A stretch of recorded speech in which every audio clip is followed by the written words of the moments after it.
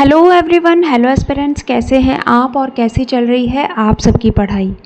तो फ्रेंड्स, पटवारी एग्ज़ाम नज़दीक आ गई है और आप में से मुझसे किसी ने एक कमेंट किया है ये पूछने के लिए कि केमिस्ट्री के कौन कौन से टॉपिक्स हैं।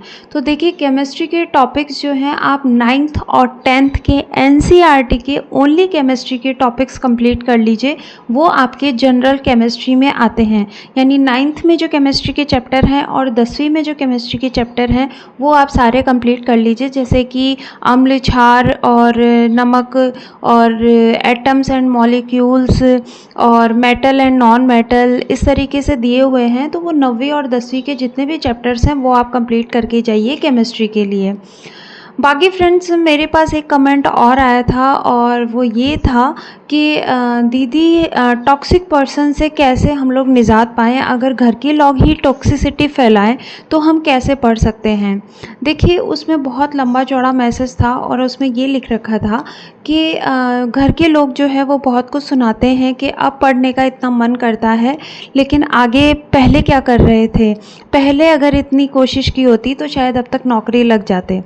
देखिए, सबसे पहले तो मैं ये कहूँगी कि जब आप एक्सेप्ट करना शुरू कर देंगे कि जो लोग कह रहे हैं वो सही कह रहे हैं, एटलीस्ट चाहे हमारी कोई भी परिस्थिति रही होगी, मैं इतना कहती हूँ कि जो आज परिस्थिति है उससे तो बेटर ही परिस्थिति होगी आपकी पहले। और हम तब अपनी लापरवाही या परिस्थिति के हिसाब से नहीं कुछ कर पाए हैं, तो फिर हम आज लोगों को अगर बोलने का मौका दे रहे हैं तो वो है कि हम आज भी कुछ नहीं कर पा रहे हैं।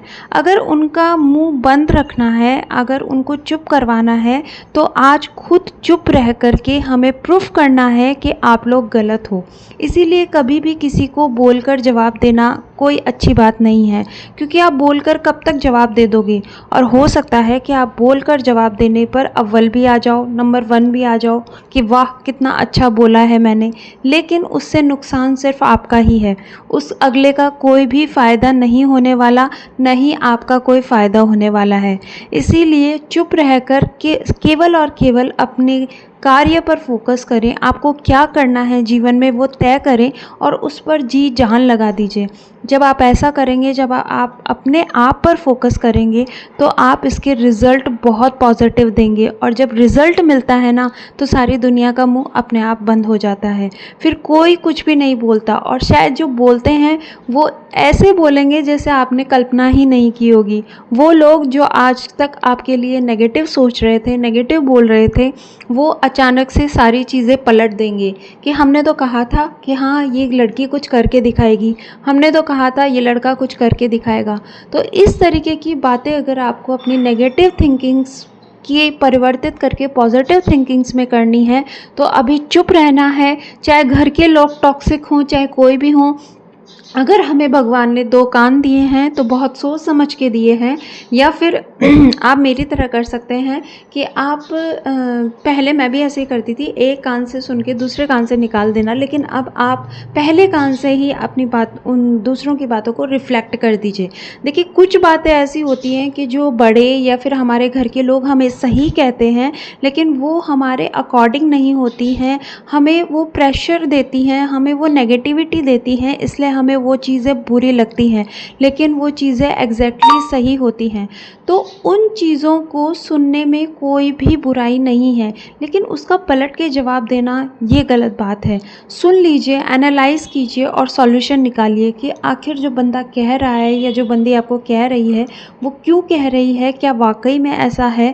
कुछ चीज़ों को आप अपने अंदर सॉल्व करने की कोशिश करें, इस ज़बान का कम से कम प्रयोग करें। और ये मैंने खुद भी अपना के देखा है कि जब हम अपनी टंग की जो यूज़ जो है वो सब कम कर देते हैं, तो हमारा बहुत ज़्यादा फोकस हमारे एम पर लग जाता है और वही ज़्यादा इम्पॉर्टेंट है इस टाइम पे। फ्रेंड्स, आप लोग मुझसे मेरी तैयारी का अपडेट पूछ रहे थे, तो मैं अभी पटवारी की ही प्रिपरेशन कर रही हूँ। और फ्रेंड्स, मैंने जो करंट अफेयर्स है वो मूमल से और क्रोनोलॉजी से देखा है, और साथ ही साथ माइंड मैप के जो MCQs हैं वो मैं देख रही हूँ। करंट से ज़्यादा फ़ोकस मैं सब्जेक्ट पे कर रही हूँ, क्योंकि सब्जेक्ट जो है वो बहुत ज़्यादा हैं और उनको कितना भी पढ़ते चले जाओ, रिवाइज़ करते चले जाओ, यूँ लगता है कि भूल ही गए हैं। हमारे एग्ज़ाम में 13-14 सब्जेक्ट्स हैं जो कम नहीं हैं और बहुत वास्ट सिलेबस है, और ऐसा भी नहीं है पीवाईक्यूज़ को देखते हुए कि सब ऊपर-ऊपर से पूछा जाता है, बहुत डीपली भी पूछा जाता है। और मैंने सीईटी की एग्ज़ाम सेकंड ग्रेड के हिसाब से दी थी, तो बहुत सारे टॉपिक्स जो हैं वो सेकंड ग्रेड में नहीं हैं, जैसे मैथ्स, रीजनिंग, कंप्यूटर साइंस, जो जनरल साइंस है, जैसे वो वैसे तो है लेकिन जनरल साइंस नहीं है, और साथ ही में आपके बहुत सारे अंग्रेजी, हिंदी, ये सब चीज़ें जो हैं वो सेकंड ग्रेड में नहीं हैं। तो उनको एक्स्ट्रा पढ़ना और साथ ही साथ जो बाकी चीज़ें हैं उनको रिवाइज़ करना थोड़ा टिपिकल हो जाता है। लेकिन अब जब एक बार आप नैया में कूद ही गए हो तो पार तो लगाना ही है, इसीलिए कोशिश तो करती रहनी है, कोशिश तो बिल्कुल नहीं छोड़नी है। जब तक 11 तारीख को एग्ज़ाम नहीं हो जाता तब तक अपने माइंड को बिल्कुल पॉजिटिव रखना है, और देखते हैं कितना क्या कर पाते हैं, लेकिन बस मेहनत करना हमारा काम है, वो हम बाखूबी निभाते रहेंगे। फ्रेंड्स, कई लोग जो यूट्यूब पे बताते हैं कि एक दिन में एक सब्जेक्ट रिवाइज़ हो जाना चाहिए या 2 दिन में एक सब्जेक्ट रिवाइज़ हो जाना चाहिए, मुझसे ऐसा नहीं हो पाता। आप लोगों से हो जाता है क्या? ज़रूर कमेंट बॉक्स में बताइएगा। लेकिन बहुत टिपिकल लगता है कि एक दिन में एक सब्जेक्ट को रिवाइज़ करना, और मेरी तो बहुत सारी चीज़ें रिवाइज़ करने के बाद में भी छूट जाती हैं, तो मुझे ऐसा लगता है एक और रिवीज़न चाहिए, फिर दोबारा करते हैं तब लगता है एक और रिवीज़न चाहिए। तो उन चीज़ों को क्लैरिफ़ाई करने के लिए मैंने शॉर्ट नोट्स बनाए हुए हैं, ताकि वो मैं बार-बार देख लूँ। और सबसे ज़्यादा तो अभी मुझे ये फ़ील हो रहा है कि मैं दिशा कंप्लीट नहीं कर पाई हूँ अपनी, और बहुत सारी किताबें हैं दिशा की, और वो कंप्लीट नहीं करूँगी तो एक सैटिस्फिकेशन नहीं रहेगा। तो बस सब चीज़ें ऐसा लगता है कि एक बार रिवीज़न करके दिशा का एक बार रिवाइज़ ज़रूर करना है, क्योंकि फिर क्या ही फ़ायदा है इतनी सारी बुक्स लाने का, और वो पीवाईक्यूज़ नहीं पढ़ के जाऊँगी तो मुझे बिल्कुल भी सैटिस्फिकेशन नहीं होगा। तो फ्रेंड्स, ये था अपडेट मेरी पढ़ाई का और आप लोगों के क्वेश्चंस का।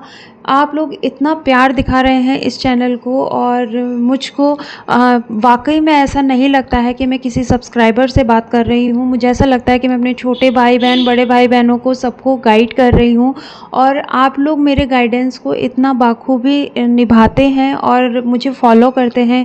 ये मेरे लिए सबसे अच्छी बात है, मेरी लाइफ में ये सबसे बड़ा अचीवमेंट है। तो आप लोग यूँ ही चैनल को प्यार दिखाते रहें, और हमारी जैसी लेडीज़ को इसकी ज़रूरत है तो उनको शेयर ज़रूर करें, और पढ़ते रहें और पॉजिटिव रहें। Have a nice day.